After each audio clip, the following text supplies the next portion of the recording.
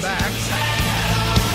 You're on the War Room with your hosts, Roger Stone and Owen Schroyer. I'm broadcasting today from our new Miami bureau.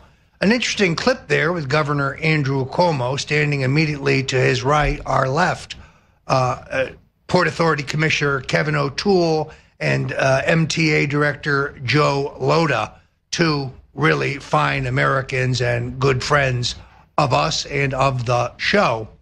But in news, this has just broken. Former Minnesota Governor Arne Carlson has posted a blog which picked up substantial news coverage calling on Senator Al Franken to remain in the Senate because he is troubled by media reports that Roger Stone coached Miss Tweeden, the woman who first accused Senator Franken of sexual harassment. Let me make this very, very clear for you, Governor Carlson. I have never met Miss Tweeden. I have never spoken to Miss Tweeden. I have never communicated with Miss Tweeden. My only role in this entire public controversy is in breaking the news that that she would come forward and make these accusations against the senator. Tom Arnold, a washed-up actor who I think was trying to hype an upcoming performance at the Comedy Store on Sunset Boulevard, where he needs to sell a few tickets, said on his Twitter feed that he would provide proof that Stone and KABC's John Phillips had coached Tweeden. Well, if that's so, put up or shut up. Where is your proof? Your proof doesn't exist, but it obviously misled or fooled Governor Carlson. Once again, just because InfoWars had this information and reported it roughly 6 hours before the mainstream media does not mean that I played any role whatsoever in the orchestration of the charges. P.S., Governor, 6 additional women have come forward and credibly accused the good senator of sexual harassment. Good riddance, Al Franken. And this is just a continuation of the fake news. And it's a perfect example of how a good man like Carlson can be completely misled when the mainstream media picks up a half-baked charge from Twitter and falsely accuses me of having any role in the Franken matter other than reporting it here at InfoWars.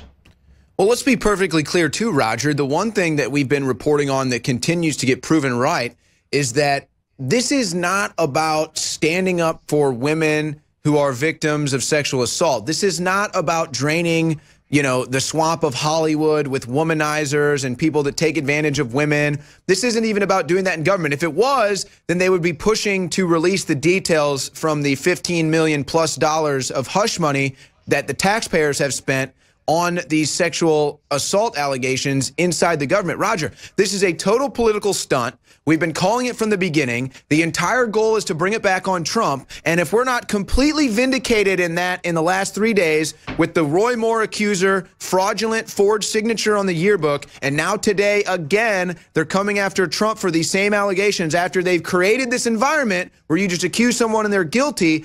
I think, again, InfoWars is proven right, but they're not going to take that angle, are they, Roger? No, in fact, you can go back and look at the Alex Jones show, I think almost 3 months ago, when we predicted that they would recycle yet again the phony claims of sexual harassment against Donald Trump. I watched that press conference today very carefully.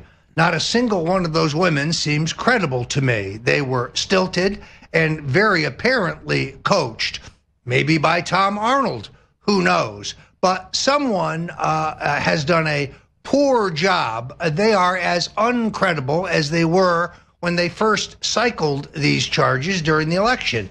But Alex Jones and I have both predicted consistently that they would try to recycle the claims of sexual misconduct against the president. Of course, anything that Megyn Kelly has her fingers in is suspect because she, like your close friend Don Lemon, is the epitome of fake news.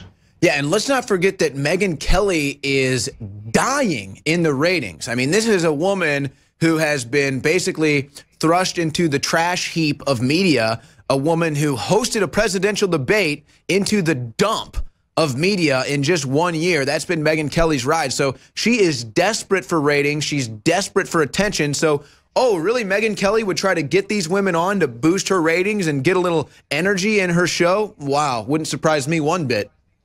Yeah, no, I give Alex Jones total credit for this. She thought that she was setting him up for the sucker punch. But what's happened since that fateful interview with Alex Jones? Our viewership here at InfoWars has soared, while her ratings at ABC have dropped right into the toilet. She is clearly in the zenith of her career. It's all downhill from there. And even these sensationalized and, in my opinion, not credible charges against the president cannot revive her television career. Yeah, I think that unfortunately she has just burned way too many bridges. She burned the conservative support she had. The liberals never liked her. I don't know why she thought that she could go over to that side of politics and be embraced, but that totally failed. But Roger, I got to be honest, you said her career's in the toilet bowl. The toilet bowl is still about, 6 to 10 inches above the ground. I mean, she's in the sewer. She's in the dump. She is not even in the toilet bowl. She's been flushed. That appears to be the case, Owen. The other thing that I think we should touch on is the incredible New York Times story that ran this Sunday, which charted essentially an entire day with the president. This is one of the most extraordinary pieces of journalism that I have seen in, the almost 40 years I've been involved in American politics. There were many laudatory things in this story, but there were even more revelatory things in this story. The most revelatory to me was the fact that Judge Jenean Perio, a good friend of mine, a former prosecutor, and one of my favorite hosts at Fox, met with the president and outlined with him in detail the bias and illegitimate tactics being used by Robert Mueller and former FBI Director James Comey. In that meeting, the White House Chief of Staff, John Kelly, told Judge Perio she was not helping the president by bringing this information to his attention. I say bravo for you, Judge Jenean. You did exactly the right thing. Consistent with my interviews last week with the Washington Times and the New York Daily News, as well as Newsmax, I believe the president's lawyers are sleepwalking him to the gallows.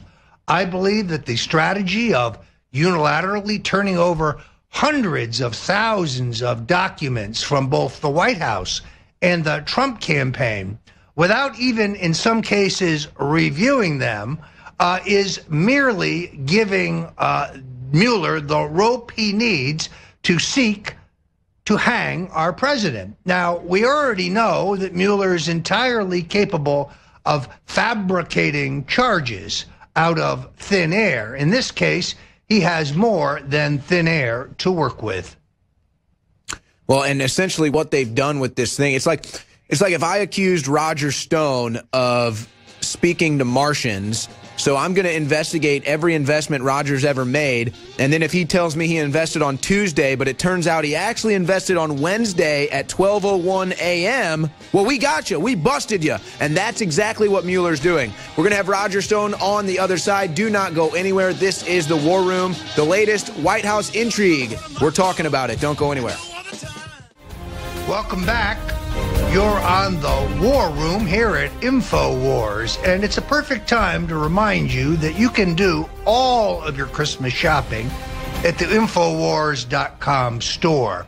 Now, as Alex Jones likes to say, this is a 360 win. You get the very best all-natural products, First Amendment-oriented T-shirts, books, and other products And at the same time, you help us finance the expansion and superior investigative reporting here at InfoWars.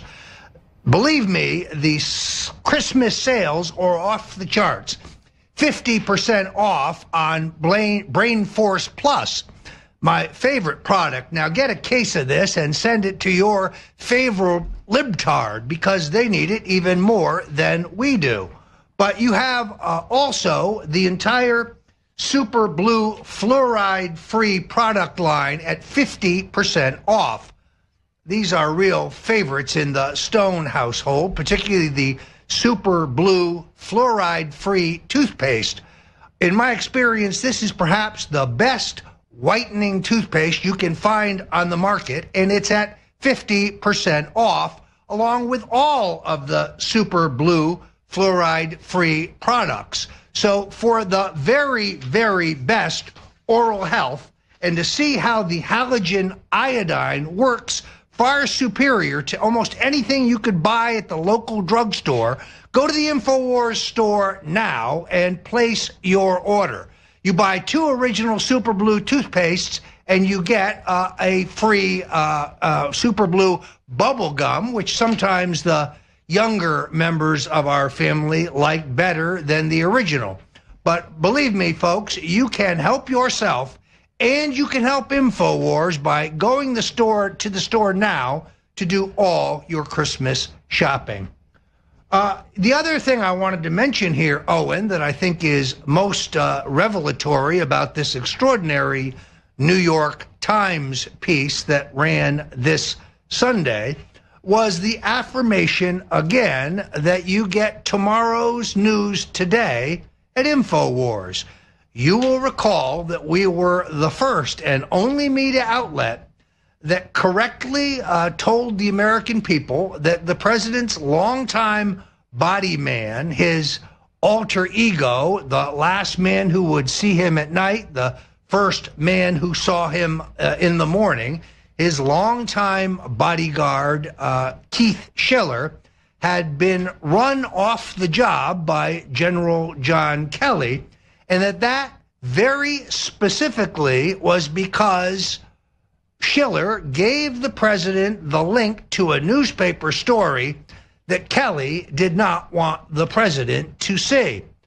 According to Sunday's New York Times, which now confirms exactly what we reported at InfoWars, Kelly wanted to know how the president had seen a newspaper story that he had not approved.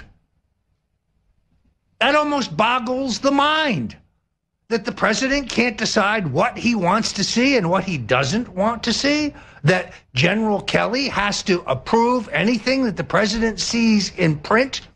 What's the matter? Are they afraid that he might see something on InfoWars or Breitbart or Daily Caller? Is he afraid that the president might be shown the truth about the Mueller inquiry and how it is headed straight for the president? John Kelly is not part of the solution, folks. He is part of the problem. His own personal politics are progressive left. He was elevated in the military under President Barack Obama, and he is part and parcel of the effort to sleepwalk our president to the gallows. The president's closest friends agree, and hopefully the president will figure it out soon. Again, the president's lawyers have promised the president that Mueller will supply a letter in the next couple days clearing him entirely of Russian collusion. I doubt it very much, Owen.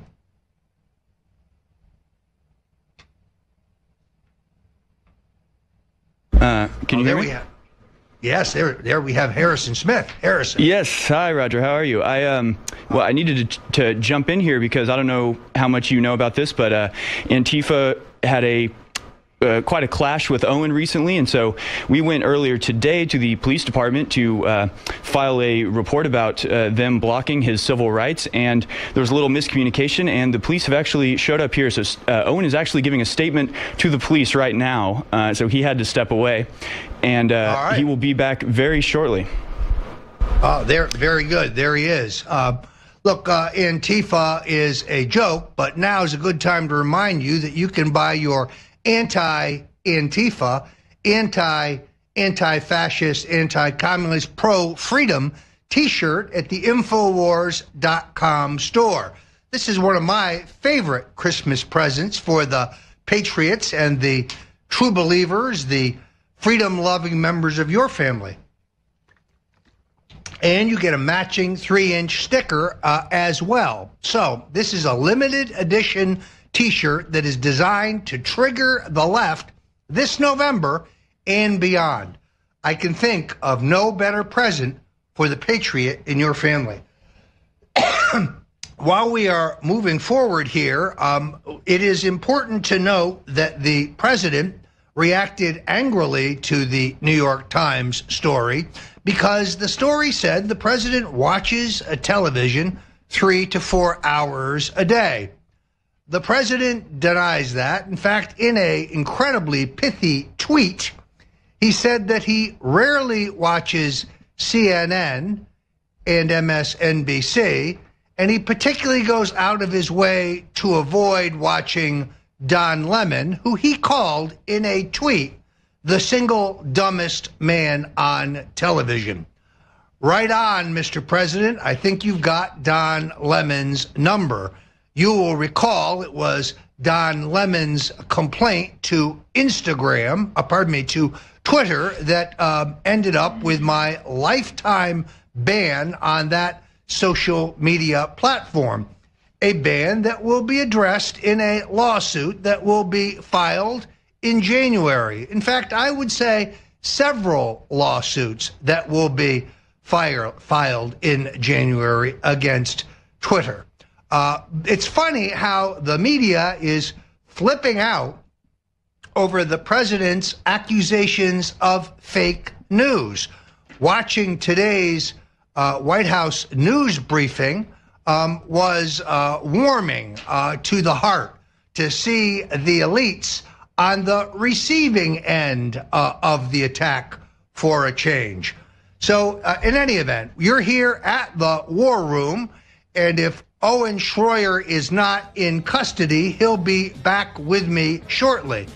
In the meantime, folks, pardon me, do your Christmas shopping at the Infowars.com store and help us with this expansion. I'm Roger Stone, and I'll be right back. This just in at the War Room, Pastor Mark Burns of Easley, South Carolina, literally saved the president's life today.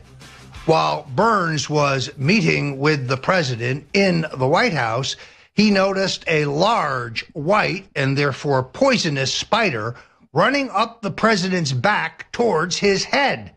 The fast-thinking Burns hit the president on the back, killing the spider, shocking everyone in the room and putting the Secret Service on high alert. Everyone jumped, and then Burns explained, "We have just gotten a photo of the dead spider, but when Pastor Mark Burns says to the president, 'I've got your back,' he really isn't kidding."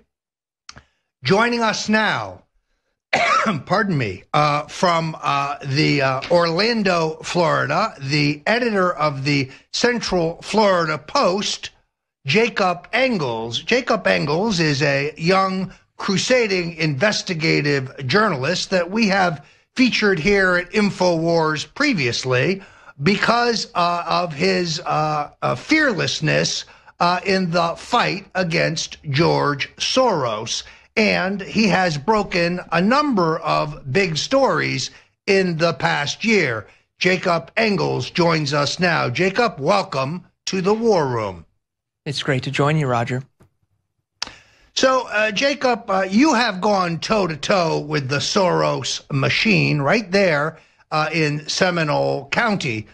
Tell us how that unfolded, because I think it's important that the InfoWarriors know that Soros isn't just interested in infecting national policy with his atheistic, godless, globalist views. He's working at the local level as well to pervert our government. Lay it on us. Absolutely. What we discovered locally in Central Florida and Orange and Osceola counties actually was that George Soros financed a Black Lives Matter, very leftist, activist prosecutor to run for state attorney. She ended up winning with $1 million or so from George Soros, but the financial support for that individual did not stop there. He continued to funnel money from numerous organizations under his control to support financially the husband of the now prosecutor in Orange and Osceola County, and to support her financially for a continued period after the election. So not only does he embed in these local elections, he continues his support for these candidates through political committees and no-process grants from nonprofits.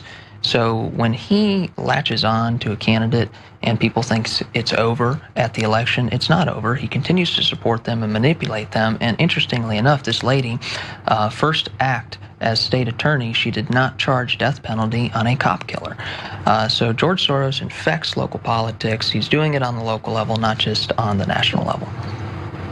Well, and as I recall, so people know, that in Florida, a state's attorney is like the county prosecutor, a very powerful job. But you, Jacob, as I recall, were actually threatened by the Soros machine when your crusading local newspaper, local website, the Central Florida Post, published an expose on Soros's control of the local prosecutor. Yeah, much to my surprise, we published an article titled Soros Connected Groups Dominate Ayla's Personal and Professional Life, and that's the state attorney that he helped elect in Orange and Osceola County.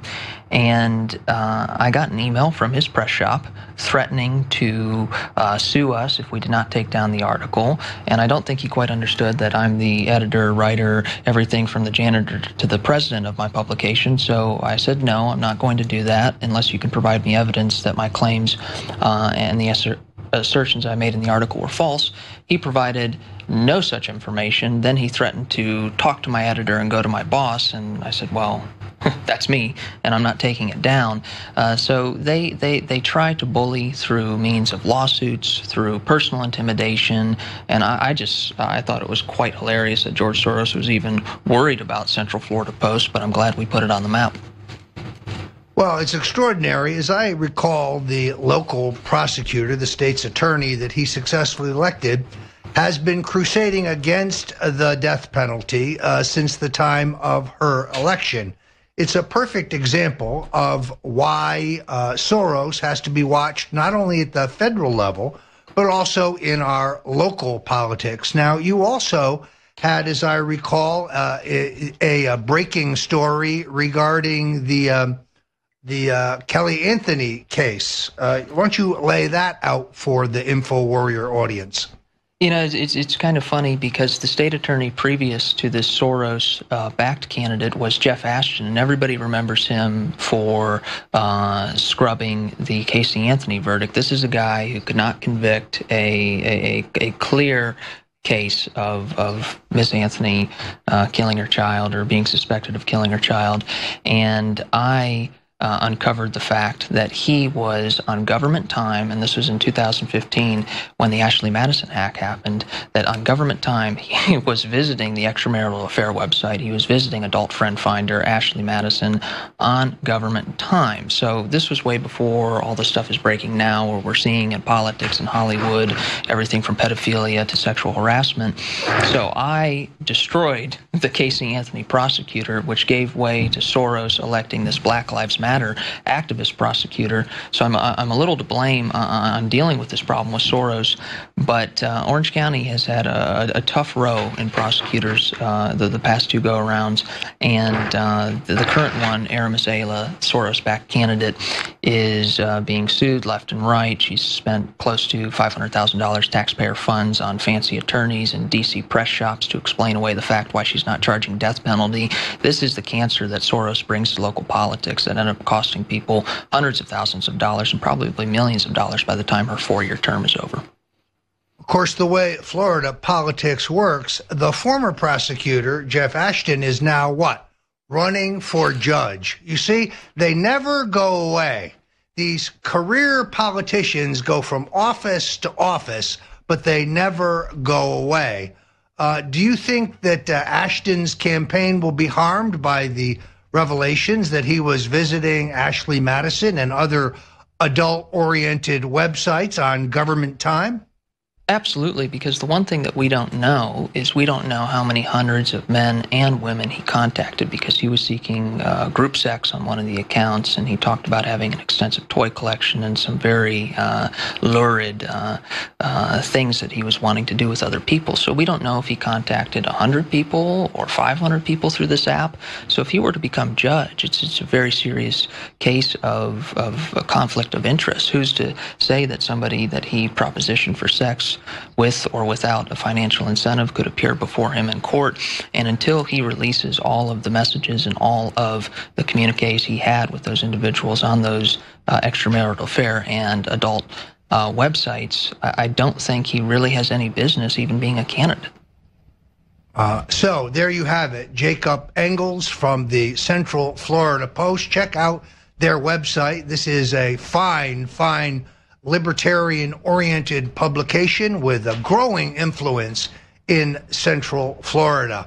And Jacob Engels, one of the very best young investigative journalists in the country. Now, I myself am a libertine, but Jeff Ashton, not on government time and not while you are running or holding public office. Jacob, thanks so much for joining us here on The War Room. It's been a great pleasure. The energy is just amazing here at the InfoWars headquarters. Welcome back to the War Room. Here's an update on that Oval Office incident that we reported only minutes ago. We have determined that the spider that was crawling up the president's back was a yellow sac spider. There's a photo of it. This is a highly poisonous spider. And the president's life would have been in danger had he been bitten.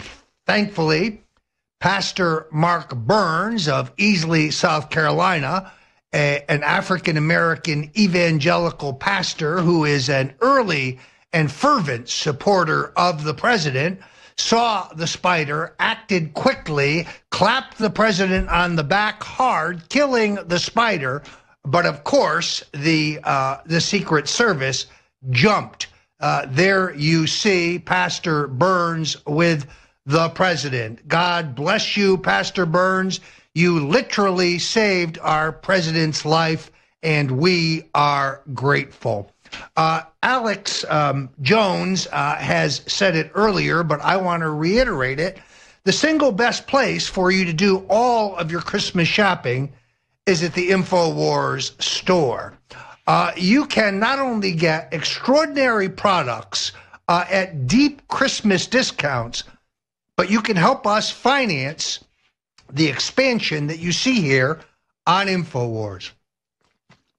If you are liking the War Room programming, the expanded 10 hours a day, well, we pay for this not because we have some conservative fat cat standing in the wings writing us huge checks, George Soros style. No, we have to depend completely and totally on the patriots who watch InfoWars. We are completely and totally listener and viewer supported. And that's why it's so important that you take advantage of the deep discounts now being premiered on the Infowars.com site. Extraordinary discounts, particularly on the Super Blue fluoride-free line of products, including toothpaste, mouthwash, and others. Now, these are real favorites in the Stone household. I can tell you, my wife, Nidia, has an extraordinarily gleaming white smile. There is not a dental product that she has not tried, and now she swears by the entire Super Blue line. Now, that's a real testimonial that I can vouch for. But if you go on the site, you'll see this gets 5 stars in our review. There are literally hundreds, if not thousands, of satisfied customers. Go now to the site, help yourself, help us, and help InfoWars. Because Owen is still giving his dissertation to the local police over the attack on him by local Antifa activists. Actually, I'm back, Roger, just FYI. Excellent. Most excellent. So, and I still think we have Jacob Engels on board. So, Owen, tell us what happened, if you will, with Antifa, because I'm curious to know the other half of this tale. Well, I'm not going to get into what just went down between myself and the Austin Police Department, but we did bring to their attention what happened on Saturday, at least to these officers or other departments that may not have been aware. So basically on Saturday, Roger, there was a march for Kate Steinle, obviously the woman who was killed by the non-citizen, the illegal immigrant who was deported 5 times. That man walked without even manslaughter charges. So some people in Austin decided that they wanted to do a march for her and to memorialize her life and to raise the political issues that resulted in her death. And what happened was, as you can see in the B-roll that the crew is running right now, a bunch of masked thugs showed up with guns and clubs and bats and shields. And what happened to me, Roger, was I showed up and I was solo. I was by myself, and I just showed up to shoot the event, and I was just going to do live coverage for our YouTube channel and Facebook page and everything there.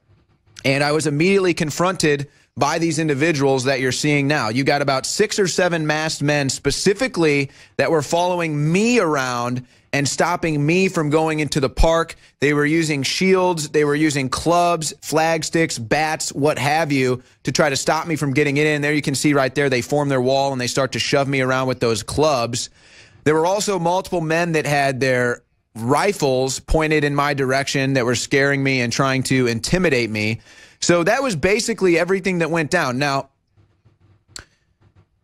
this is a tough thing to deal with because of the law. It basically, let's just say there's some interpretations of the law that I think need re-examined. But regardless, because it's not considered that they did anything illegal in that instant, they were not arrested. Now, some of them were arrested later on that day because they were trying to mace some of the Kate Steinle marchers and trying to get physical with them. So a few of them were arrested. But Roger, what you're seeing here, in my opinion, and this is what I'm going to move forward with as well, I have to take this to the federal government, I'm being told. So I have to now move to the federal government to make a civil rights claim, to claim that they violated my civil rights by barring me entry into the park. Now, the funny thing is, right here in this exact moment, you can see me speaking to the police officers saying, officers, will you please tell these men to stand down and to let me go into the park? You might want to just turn that off, guys, because there could be cursing in that audio. And the police officers did nothing. They said, sorry, technically they're not breaking the law by our interpretation of it, so there's nothing we can do. So that's why we were moving forward with charges and looking at civil rights violations. But basically, you've got a bunch of thugs. This is the new brand of Nazism. It's called Antifa, and they just don't realize it yet. If they were alive in the 1920s and 30s in Germany, they would be the Nazi brown shirts. So, Jacob, you've had your own experiences with Antifa in the Orlando, Florida area. Why don't you tell us about your firsthand experience with the anti-fascist fascists? Well, I mean, of course, anyone who's run into any Antifa, they need a bath. They smell horrible. They're horribly dressed. But their ideas are much more foul than their appearance or their stench. And they come to these events and they use intimidation and they subvert the law. And they really, I think, put law enforcement in a difficult place where they come close to breaking the law, or by some interpretation of law enforcement on scene could be considered okay or free speech. So we really need to think about identifying these people more often, and need to paste their face all over social media so people know. Because I was walking in downtown Orlando a couple of weeks ago, and I had someone spit on me. That's assault. They say, Jacob Engels is a Nazi. and they spit on me. But see, but that's assault. You know that you don't know what kind of diseases that person can have. Absolutely, and they probably have plenty of them. But it's downtown on a Friday night, and the cops say, "Oh, just move on. And it's no big deal." Well, and the amazing thing too, Roger, there was one guy in particular. He claims he's with the Peaceful Streets Project. His name is Joshua Pineda. Now, this man has been arrested before for street violence, but he claims he's with the Peaceful Streets Project, yet he's out there telling me that his friends want to beat me up. So he's really for peaceful streets when he's out there with people that want to beat me up. He's the guy that looks like a gremlin. Roger, what were you saying? Well, so, Jacob, you've been spit on. Owen, you've been threatened and had guns pointed on you. I had a worse experience than both of you. I was accosted in a Manhattan restaurant by Joan Walsh of the Nation. And believe me, that's an experience you don't want to have. She was so upset about Al Franken being purged from the U.S. Senate. She said, Stone, your time in the barrel will come. Don't bet on it, Joni. Don't bet on it. You're here at the War Room with Owen Schroyer, our special guest today, Jacob Engels of the Central Florida Post. I'm going to leave it to you, Owen, to wrap this up. Well, the big issue, Roger, that we're trying to figure out before things get bad is just how to deal with Antifa, okay? Look, the Antifa knows their rights. You know, that's the funny thing about it is they hate America so much, yet out here they are loving their rights to carry a weapon, loving their rights to free speech and covering their face. So they really don't hate America that much. It's all an act. But our goal here is to put enough public pressure on the leaders within these police departments to have to do something about Antifa. That's really what it comes down to. I understand that the police don't want to escalate things. The police are just doing their jobs. But we've got a bunch of masked thugs that hate this country, hate the police, and really just hate everyone. And something has to be done before it gets worse.